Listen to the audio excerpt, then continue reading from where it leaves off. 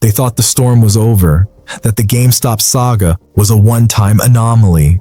But beneath the surface, something had shifted, a seismic change that neither Wall Street nor Main Street could ignore.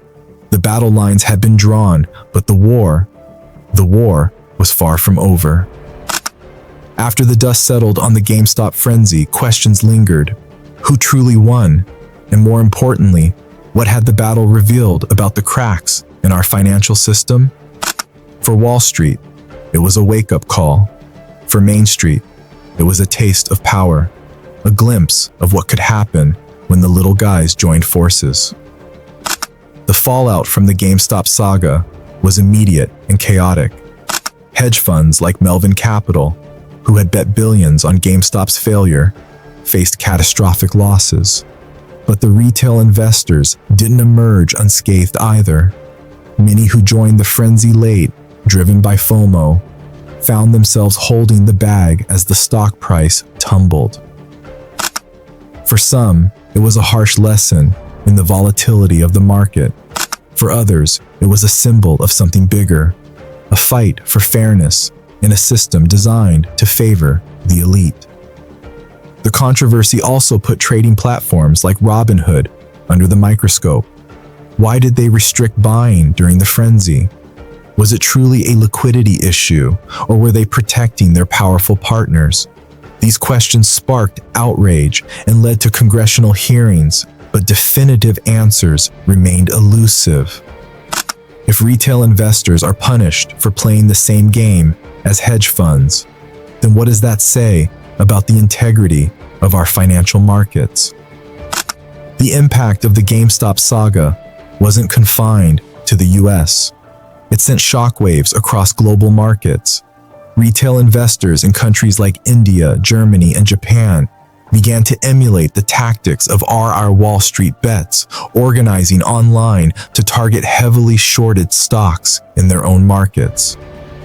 What began as a single movement had become a global phenomenon, but with it came increased scrutiny from regulators. Governments around the world began exploring tighter controls on trading platforms and social media's role in market manipulation. The Securities and Exchange Commission stepped in, promising to protect retail investors, but many questioned whether these measures were designed to help Main Street or to maintain the status quo. This was not the first time the financial system faced a challenge from the public, but it was unique in its scale and the speed at which it unfolded. While regulators scrambled to catch up, innovators were already building the future.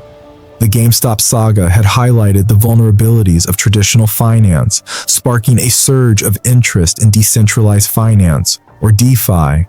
Platforms using blockchain technology promised a world where no middleman could halt trades or manipulate the market.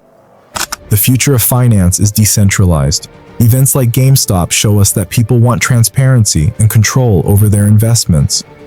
But even as technology offered new solutions, it also posed new risks. Scams, hacking, and the volatile nature of cryptocurrencies meant that the road ahead was anything but smooth. Startups began developing platforms where trades could be executed transparently on the blockchain. These innovations hinted at a future where trust would no longer be an issue. But the question remained, would Wall Street adapt or resist? For many, the biggest lesson from the GameStop saga was the importance of education. The democratization of finance means little if investors don't understand the risks involved. Across the globe, a new wave of financial literacy programs began to emerge, aimed at empowering individuals to make informed decisions. But the most significant change wasn't in the market or the technology, it was in the mindset. Retail investors no longer saw themselves as mere spectators. They had become active participants, reshaping the very foundation of the financial system. It's not just about making money. It's about being part of something bigger, about holding the powerful accountable. The movement also inspired a shift in how people viewed finance. Investing was no longer seen as the exclusive domain of the elite. It was a tool for change, a way to make voices heard. The war between Wall Street and Main Street is far from over, but it's no longer a secret. Each day, new players enter the arena armed with knowledge, technology, and a determination to level the playing field. The question is no longer if the system can change, it's how far the change will go.